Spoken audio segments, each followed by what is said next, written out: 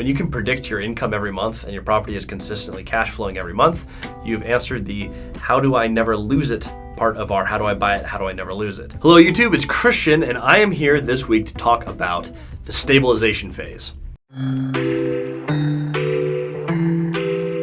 Now, previously we did a video on our 4 phases. Link is down below if you haven't seen that yet, but we're deep diving each of the sections. When you're building your business, this is critical. So first we did the build phase, we set up our business. Cody just covered that. We'll probably drop a link to that video below as well. However, today we're talking about phase 2, stabilization. Now, what is stabilization and how is it different than the next phase, which is optimization?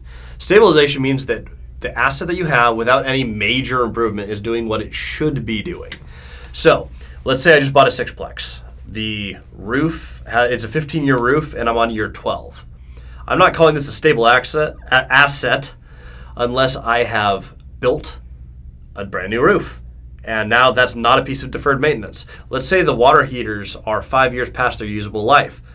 Well, we need to get new water heaters before it's stabilized. We don't want any major piece of deferred maintenance holding us back. Next thing we need to do is make sure that the tenant base is set correctly. On real estate, we want to make sure that the income that we're bringing in is about what it should be. So the first thing in that is, what is market rent and how close are we to market rent? Now, this doesn't mean you need to be all the way to market rent. You're not maximizing everything.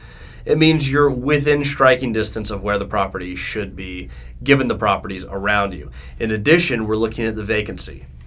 On the 6-unit example, you should have 0 vacancy. All 6 units should be filled. On our 38-plex, if we have 36, 37 units leased, that's basically fully occupied. On a big building, you're going to have some vacancy, but it's within the average. You're looking at 95+% occupancy is what's considered a stable building in our market.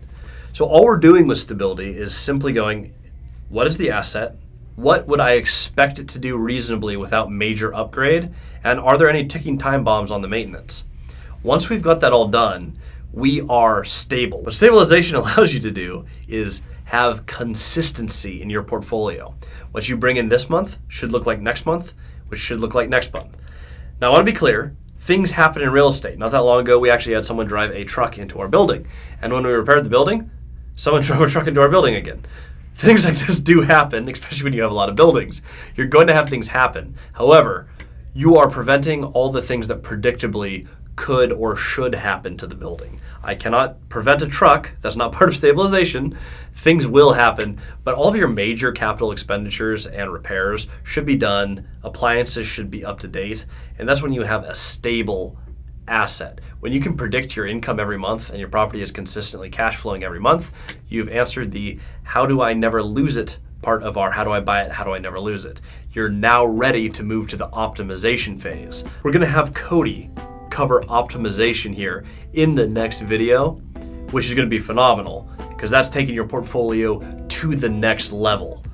But first thing you have to do is you got to build, then you got to stabilize. More on this is also in our course, multifamilystrategy.com. If you haven't yet, take a look, check it out. Would love to see you there.